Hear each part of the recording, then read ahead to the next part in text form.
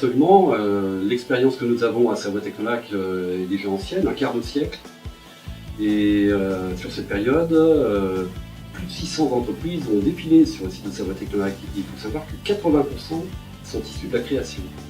Donc vous voyez un peu le ratio, l'importance de ces ratios, c'est colossal. Aujourd'hui, il y a à peu près 250 entreprises en présence. Et on est toujours sur les mêmes ratios et chaque année on constate une évolution qui est issue de cette création. Et nous avons en permanence une soixantaine d'entreprises qui sont hébergées dans cet incubateur, 30 qui rentrent chaque année, 30 qui sortent chaque année. Donc vous voyez le flux important. Ce qui est important aussi, c'est que derrière le passage en pépinière, on les accueille les entreprises, on les garde. Donc il faut leur prévoir un parcours pour les conserver sur le territoire.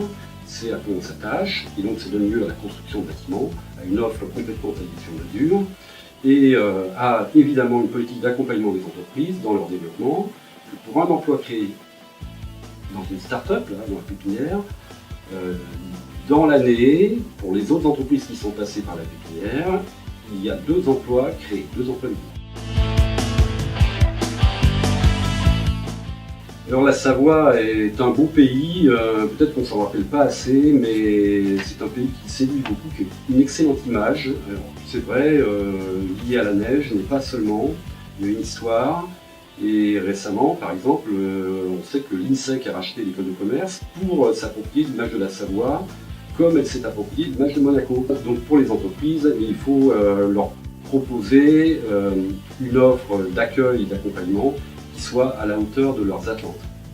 Et tout dépend du public qu'on cible, des entreprises qu'on cible, et la nécessité pour un département comme la Savoie, c'est d'offrir une pluralité de solutions qui répondent justement non seulement à l'accueil des entreprises qu'on va prospecter dans d'autres territoires, chez les voisins, mais aussi à l'international, mais aussi une offre pour les accompagner dans leur développement, parce qu'une entreprise, ça vit.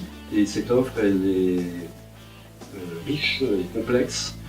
Elle comprend bien évidemment des solutions pour l'accueil de l'immobilier foncier, ça c'est de la base, c'est requis, mais c'est pas ça qui fait venir une entreprise. Une entreprise elle a besoin de services, elle a besoin d'un environnement, d'un écosystème de compétences, elle a besoin de l'enseignement supérieur, elle a besoin de la recherche, et c'est vrai aussi bien à Savoie-Technolac qu'au sommet de la Maurienne ou en Tarentaise.